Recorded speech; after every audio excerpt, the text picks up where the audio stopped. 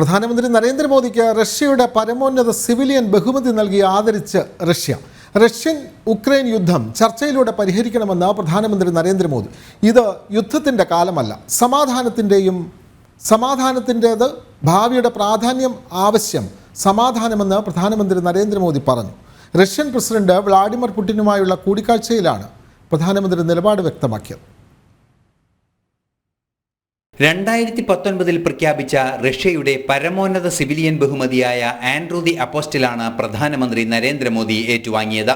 ബഹുമതി തനിക്കല്ല, ഭാരതത്തിലെ 140 കോടി ജനങ്ങൾക്കുള്ളതാണെന്ന് പ്രധാനമന്ത്രി മറുപടി പ്രസംഗത്തിൽ പറഞ്ഞു. आपका आभार व्यक्त करता हूं. यह सम्मान केवल मेरा सम्मान नहीं है, यह 140 करोड़ भारतवासियों का सम्मान है.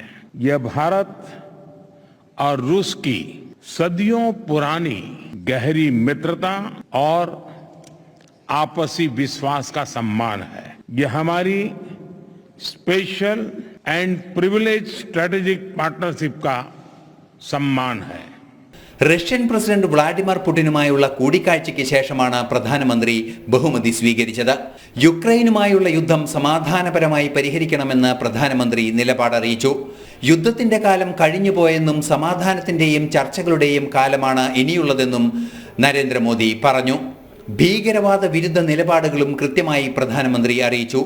മോസ്കോയിൽ നടന്ന ഭീകരാക്രമണത്തെ അപലപിക്കുന്നു. ഭീകരത ലോകത്തെ ബാധിച്ച ദുഷിപ്പെന്നും അദ്ദേഹം പറഞ്ഞു. ഇന്റർനാഷണൽ ഡെസ്ക്, ജനം.